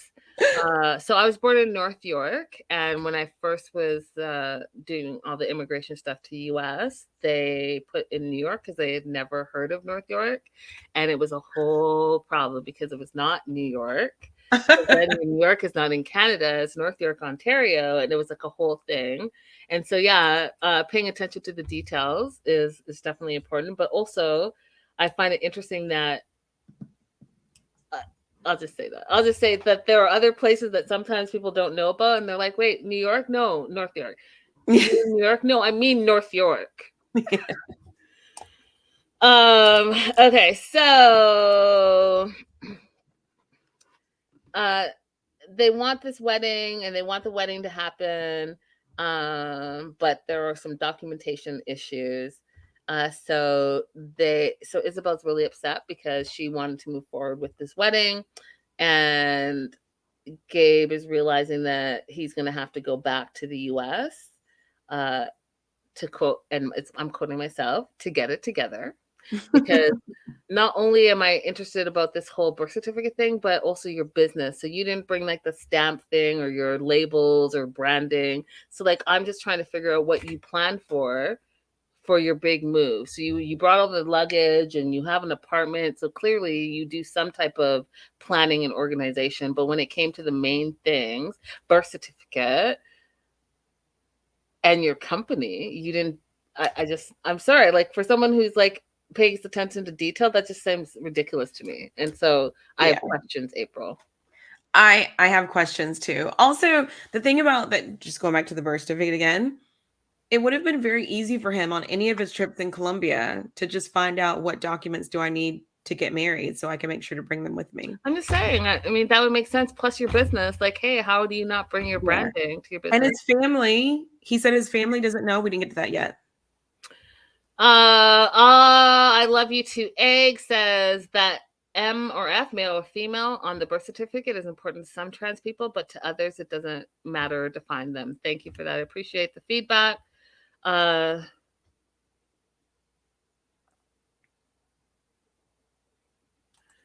Sherry says, I had to have a certified copy of my birth certificate to transfer my driver's license to my current state. Soon it may be required to vote. Everyone should have at least one certified copy of theirs. And Vanessa says, oh, wow. So yeah, you guys, I mean, I don't know. I feel like what the Americans are saying in the chat and what April is saying is that your birth certificate is not really a big deal in America. That's kind of what I'm getting from it. And for me, I'm saying like, as an immigrant, the birth certificate is a big deal. Once you have your documents, once you have your license and your passport, getting your birth certificate is not a big deal. But also, Sherry's making me realize something. Most Americans don't move either. So like you had to get that done because you moved to a different state. Most Americans don't move from where they're born. Well, and I moved from a different country, right? Yeah. So that's even another reason we wouldn't touch our birth certificate. Yeah. So interesting. Okay, so Isabelle is pissed, and she's pissed, but she forgives him and she accepts it and all the things. But in the meantime, she's like sad because she's like, how long is it going to be again? You just got here, and you know, how long are you going to be in Miami? And she feels like, you know, you should have had all that information done. You know, this is not a vaccine, it's not a pill, it's not a surgery. This is like you moving in our life, starting together, all the things. And you know, you already know where I stand. I kind of agree with her. She's frustrated, she's mad. And she feels like everything is stopping in moving their relationship forward. They should be planning for a bigger house and a wedding, but she feels like Gabe is not taking it seriously. It's the day that Gabe is leaving for Miami. He's feeling defeated. You know, he needs to go back to Florida to get this amended birth certificate. Doesn't know how long it's going to take him, but Isabelle has forgiven him because she loves him. And one of the things we find out in this conversation is that, you know, he spent all this time getting the blessings and all of that from Isabelle's family, but he did not even tell his own family, who I thought was super weird, because you said you're like besties with your sister and you're besties with your mom. And so that whole thing was going down and you didn't even call your family to let them know. So the mom has no idea. And Gabe says, my mom's going to be sad and mad that she's the last to know that this happened. And rightfully so. You say you're like so like, I can't imagine. I'm very close with my mom. Like, I could not imagine making life decisions and not letting her know and be like, oh, by the way, I got engaged. Yeah. I went over and I, got the blessing from the family. We did a whole thing. We went on a horseback ride, and we did some pottery. We did some painting. I talked to the kids. And all of it will be televised. And you knew nothing. If I was the mom, I'd be like, so I'm a joke to you? Right. You say I'm a bestie. You say we're so close, and it was nothing but the three of us, and all of a sudden I'm an afterthought. No, thank you. So we don't know if it's going to be a couple of days, couple of weeks, couple of months. We don't know, but at the same time, Isabelle's like, I don't want to be alone again, and which I thought was like, oh. And Gabe said, I know it's hard, but I'm here. I will always be here for you. Your kids are here. I'm here. And this is the last time. And I literally was like, oh, that is adorable. Because one of the things I do appreciate about those two is that they communicate. Yes. So, oh, wait, no, I've got two more. We're going to do Chris and Jamie next. Thoughts about them? I just want to repeat my offer for Jamie. Whatever you want some city girls, I can find them. You want some Georgia girls, I got those for you. Whatever you want, Jamie, I can hook you up. Okay? And my thought is this, Jamie, you knew she wasn't coming back. We all knew she wasn't coming back. This one-way ticket, you knew that if that wasn't a red flag, I don't know what else to tell you. Okay? And I already said this last week, and I'm going to continue to say it, but what you're not about to tell me, in all of Colombia, there's not one other person that has narcolepsy that has to take medication. Okay? And like I said last week, in this technology-driven world that we live in, that you have to go into your bank to deal with your banking information, like, situation. Like, I just don't believe it. Turns out the bank issue was that she didn't have any money. I mean, not having money is one thing, but then say that. Yeah. Say, I ran out of money, so I have to go back. Say that, because that's more believable. Yeah, she definitely was not truthful about that, but I think that is what really happened. And now she's mad that Jamie doesn't have a job when you told her she didn't have to work.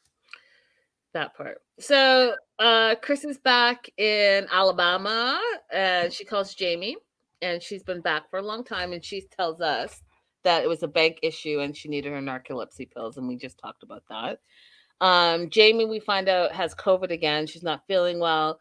First time she had it, according to Chris, she almost died from complications. So Chris is kind of scared about her having it again. But then I was like, you can't be that scared, because you don't even really want to go back to Colombia, and you're having an attitude on the phone. So you don't even talk to her. Right.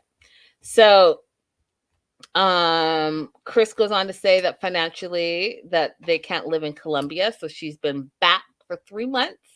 And the reason her being back is for medical issues and her running out of money.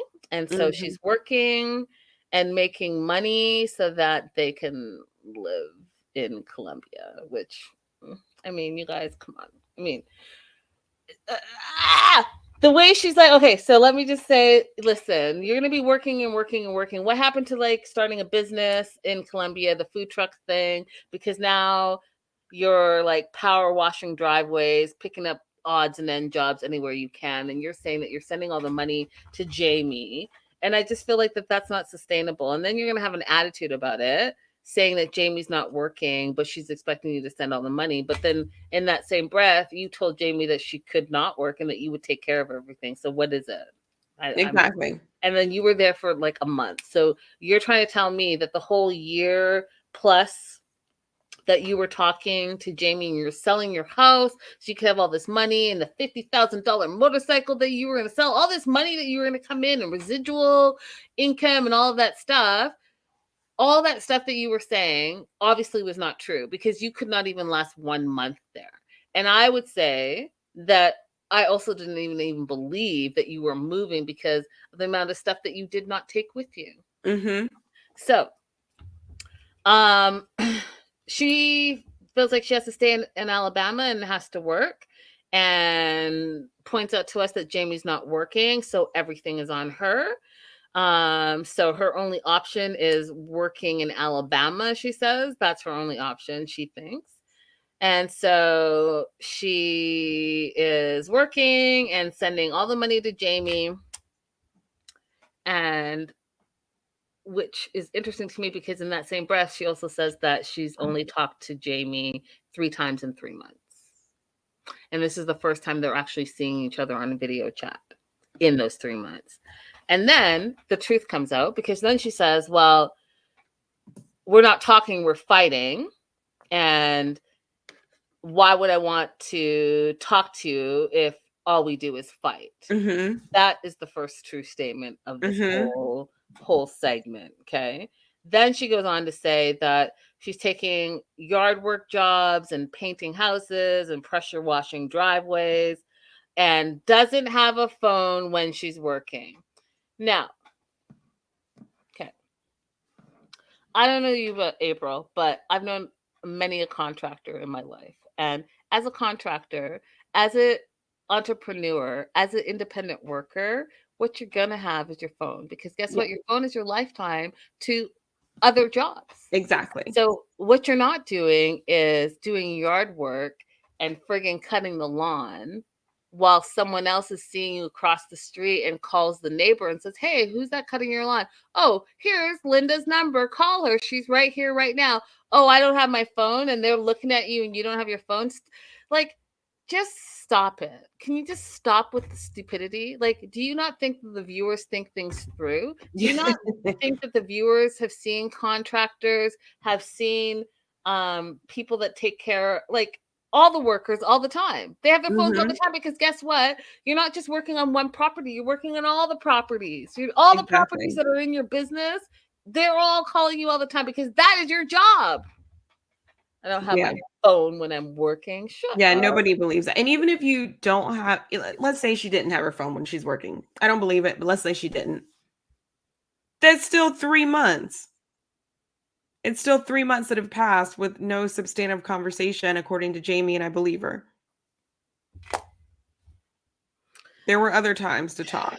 So then Chris goes ahead and says that there's nothing ever enough for Jamie. And then says, you could, she says this to Jamie, you could find a job, start working, and then maybe we would have some stability. Rude. Because you're the one who told her she had an opportunity to go back to work. You told her not to. Now she didn't have that same job anymore. Jamie asked, do you love me? And Chris said she is not sure. She gave everything up to be with her. Again, I was like, when did you give up anything? Because you were there for less than 30 days. Mm-hmm. What exactly did you give up? And you fools decided to still go ahead and get married, even though you had known each other for less than 2 weeks, 9 days. You guys, both of you are to blame for that situation. Now here we are. Yeah. And now we don't know how difficult it would be for Jamie to get a new job. I have a few clients who've come from Colombia recently who are Venezuelan. She's Venezuelan, and said that it's getting more difficult for Venezuelans to get permission to work there. Their new government is more restrictive. So we don't know how difficult it would be for her to get a new job. There you go. There you go. Well, what you shouldn't be doing is blaming her for something you told her that she could do. Mm-hmm. Team Jamie. Team Jamie. And like Jamie said, what you could do instead of ignoring me and not calling me is we could find solutions together. But Chris doesn't want to come back. That's what it is. She doesn't want to go back to Colombia. She wants to live her life the way she's been living it. And if the internets are true, then you all know what that also includes. Mm-hmm. Oh, I want to say one thing real quick too. Back to Gabe and Isabelle. One of the things that Gabe said that I thought was really weird too is that he said that he sent all his paperwork to the government and then the government never gave it back to him. Do you remember that part? Yeah, that was really weird for me. I don't know what he meant. Because when you send off to get your passport, you do have to send your birth certificate with the application, but they send it back to you. They 100% it back. Listen, I've had to send my passport and my birth certificate all the way to Ottawa, the originals, in order to get a new passport, and they send it right back to you. And if they didn't send it back to me, then that would all be traced because they're in the business of doing that. Kathy, thank you so much. Thank you so much. Y'all should start a petition. Linda, I really wish you were the one to host the tell-all so you could ask all these questions. Girl, you know I have all the questions and I would be excellent at it. Thank you. Yes, Kathy. you would. You would be great at it. Last and certainly not least, because they were the most entertaining to me this episode, was Danielle and Johan. Thoughts on this segment? Oh. They had the most regrettable argument. Why was it regrettable? Because all Johan had to say was yes and thanks to my wife. It was such a ridiculous argument.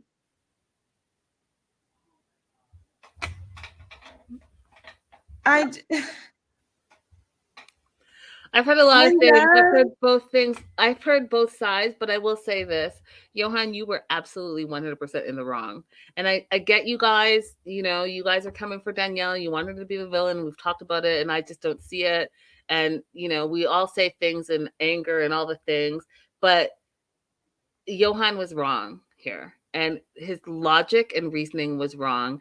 And it was embarrassing for her because she just moved her entire life to be with her husband, put all, like he said, put all his family together for the first time in his life to celebrate his birthday. He thanks everyone from the top to the bottom, and his wife is sitting right there, who planned this whole thing, got everything together and all the family together, and guaranteed she's the one that's paying for it, and you don't thank her. And then you have the audacity to get the cake that she made a big deal about, that she brought her American entitlement to the Dominican Republic and still made it work, and y'all are still celebrating with that same cake that you wouldn't have had if she hadn't done all that. Stop it. And yeah, their little segment went from like 10 to 0 so rapidly. I was like, oh, he's so cute, participating in her coconut kicking, cleansing house thing, and then boom, straight to 0. I feel really bad for her in this moment because that's embarrassing. How do you come back from that? All right, so here's a quick breakdown. So they've been fighting, which is true, since she got off the plane. Danielle feels like he's a lot more angry than she's ever seen him, and it's his birthday coming up. So she's decided that she's going to do a coconut ritual.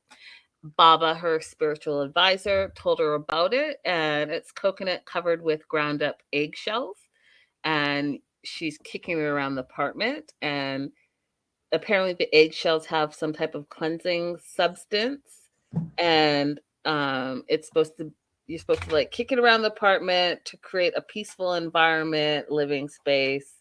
And as you kick it around the apartment, it like takes out all the negative energy. And then you go outside, you like smash the coconut, and that smashes the negative energy. And then you're gonna have peace in your house. And Johan is like, what are you doing, when he sees her doing that? And at first he's like, I see my wife kicking a coconut, and all I think is my wife has gone crazy. But then, this is a redeeming quality. He helps her. And she's skeptical and says, well, why are you doing this if you don't even believe in it? And he says, I support your religion and I accept you. Mm-hmm. Which I thought was really important, because this is a redeeming quality. Because as we get through the next part of the episode, I'm like, Johan, what happened to the sensible Johan that we just saw, who's like so open-minded and telling his wife all the things about accepting her for who she is and her beliefs? Turns out he just wanted to kick the coconut. He just wanted to kick the coconut. And then he was hilarious because he's like, Lord, I ask you that Danielle is not so stubborn. And Lord, make it so that she doesn't fight so much. Amen. Amen. Oh my God, super funny. They kiss, they make up. She says, happy birthday. She's throwing him a surprise birthday party with his family. She goes to the bakery, and this is where, she, like I said, brought in her American sensibilities. And so she needs a cake. Now, I don't understand. So here's the thing, okay? Here is the thing, folks.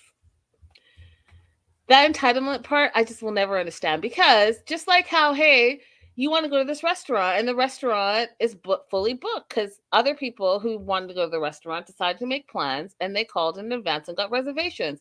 Now, your entitlement makes you feel like you can just walk in and get a table and you don't want to wait 10 minutes, 20 minutes, 30 minutes because that's inconvenient to you. I'm just curious. You knew your husband's birthday was coming up for like at least a year, right? Because y'all, how long have y'all been together? And you decided last minute that you were going to throw a birthday party. That's great. Surprise birthday. But you had enough time to call all those family members because, like you said, there were 21 people there. But you didn't have time to call a bakery and be like, hey, let me get this cake. Danielle, do better. Because when you went in there with all the attitude and he was like, well, the bakers went home for the day. I can do it myself. Okay, but let's go ahead and continue to use that American mentality and entitlement, right? So, Danielle, you wouldn't want any random person from the street going into any bakery in New York City with their grubby hands after we just went through a 3-year pandemic and say, hey, don't worry, you bring me the stuff from the back and I'll do it myself. Because that's A, not how it works. Mm-hmm. B, it's not sanitary. C, this fool can lose his job because you don't work here. If you cut yourself with whatever, that's on him. If you put together some of the icing and the icing maybe wasn't fully cooked and then there's some type of like bacteria in it, then that's on him. All the things I could go on because you actually don't work there. But you're going to have the attitude, Danielle, and I love you to death, but you're going to have the attitude and say, hey, well, I'll do it myself. Well, then here's what I would have said. Go ahead and just bake the whole cake from scratch by yourself in your apartment. That is a beautiful apartment. And then go ahead and get the icing, put the icing on the cake and do it all yourself. Boom, problem solved. But to have an attitude for the guy who just is working and doing his job and telling you that the bakers are done for the day, and you say you want to do it yourself and you laugh and you're going to get your way and quote, you always are going to get what you want. Fair enough. But have a little sympathy for the worker, because guess what? They're just the workers. Just like I'm going to say, have a little sympathy for the bartender, the server, the bar back, the food runner. They're just doing their job. So you want to have a special experience. My advice to you, all of y'all, okay, plan ahead. Plan ahead, call ahead. And then if they mess up after you've planned ahead and called ahead, then that's something to have an attitude about. But what you shouldn't be doing is walking in, storming in, acting like everything has to drop because you are on a timeline. I agree. But I was also very American in this moment. How so? Because it was well into the scene before I thought to myself, wait a minute, maybe she's wrong. Like, then you were having an American in moment. the beginning, I was like, well, they're clearly open. Why can't they just write on the cake? Oh no, see? It was well into the scene when he said, by the time he said that they're gone for the day, I was like, oh, maybe she's wrong.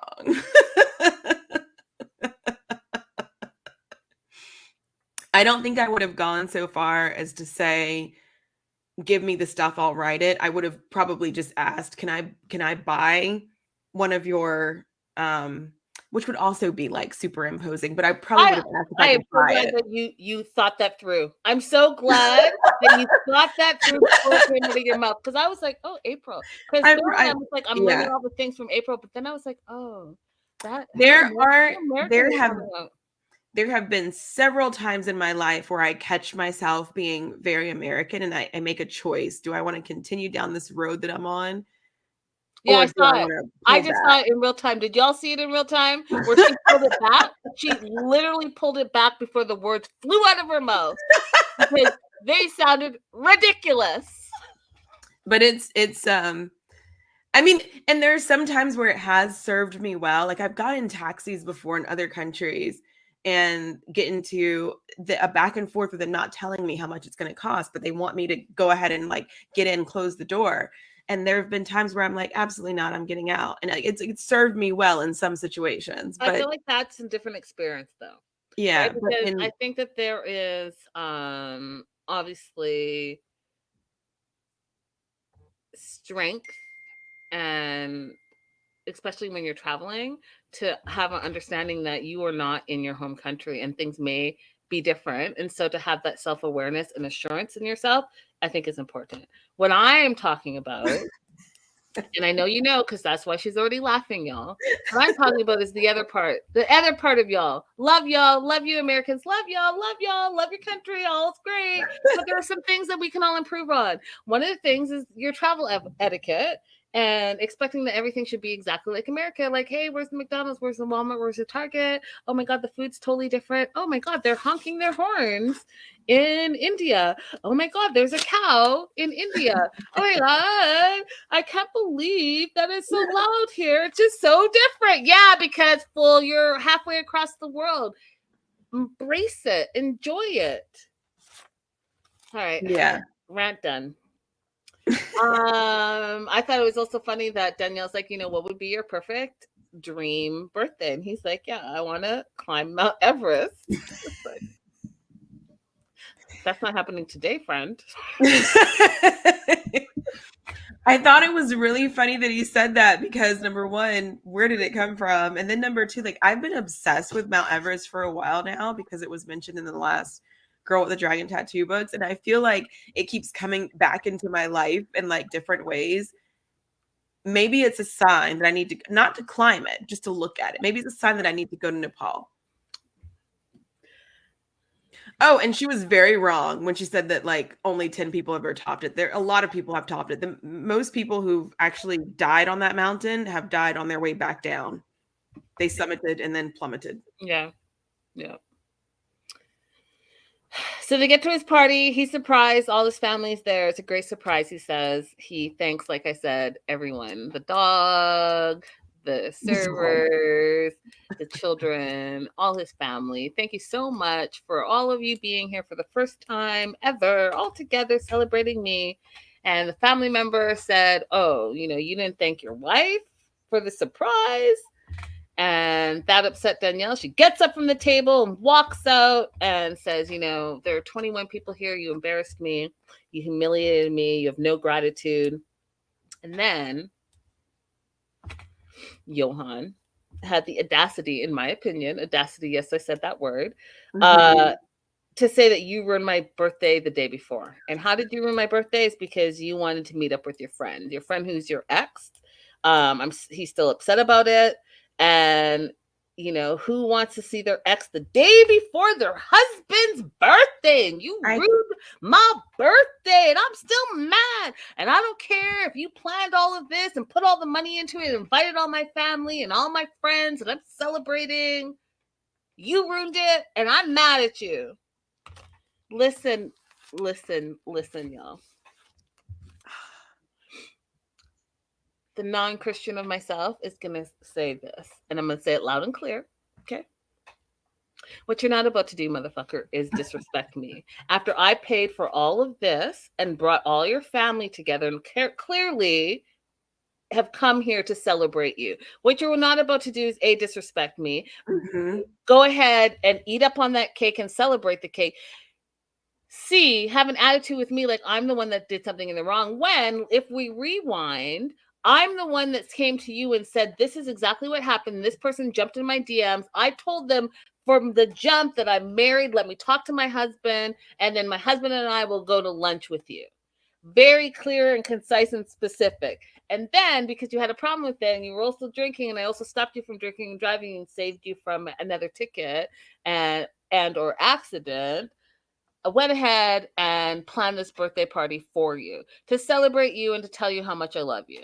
Now you're going to turn around and tell me that I ruined your birthday the day before. Then if I ruined your birthday the day before, what you shouldn't be doing is here celebrating with the cake that I bought and all the food that I catered and all the family I brought together. Go ahead and pay for it yourself and goodbye for now.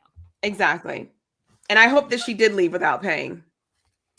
Like Vanessa said, she must have prepaid that dinner.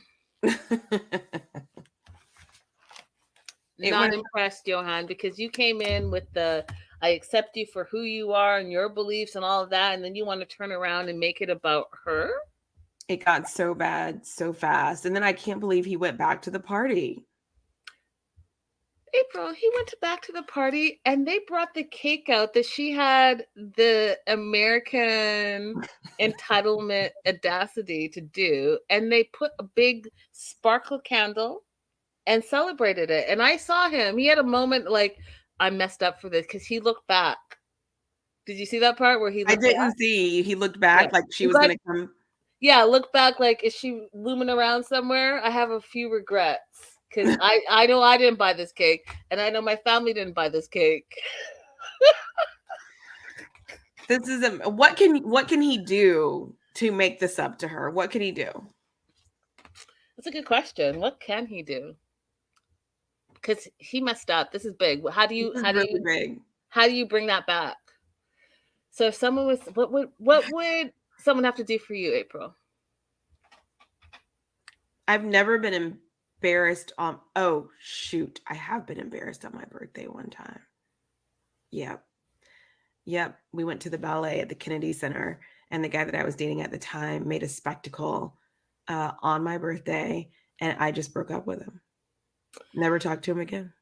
Yeah, I've been embarrassed one time on my birthday, and we didn't talk for years because, like my mom says that my brothers and I have one common trait with our dad is that we are all stubborn like him. I tried to explain to her that I use it for good. But yeah, we didn't talk for many years. Many years.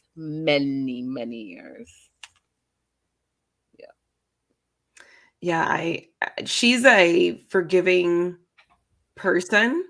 Yeah. And she wants her marriage to work really bad. So I think there is going to be a way that he can make this better, but I don't know what it is. I don't know what it is either. So we'll have to wait till next week to find out what he does and what she forgives him for. But Johan, you're picking the little flowers that you pick. I just don't feel like that's going to be enough for this. Not going to work. Johan, you're going to have to apologize to the entire 90-day community for this. Big time.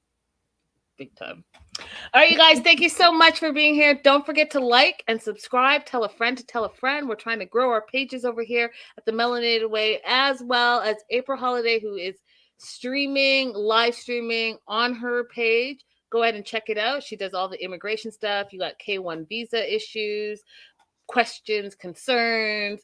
They are casting for the new season of 90 Day Fiance The Other Way. Do not hit me up directly. You can look it up, and if you must message me, then you can message me and I will send you the information.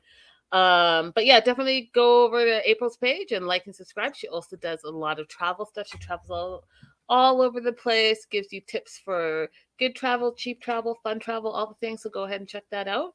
And what else do I want to say? I'll see you guys. I know you guys have a lot of catching up to do, and bear with me. But like I said at the top of the show, there's some life stuff that's happened, and I've had to deal with it, and I've had to just take a moment and focus on me. So I'm back, and I'm going to do my very best to catch up on all things. See you guys soon. Bye for now. Bye-bye.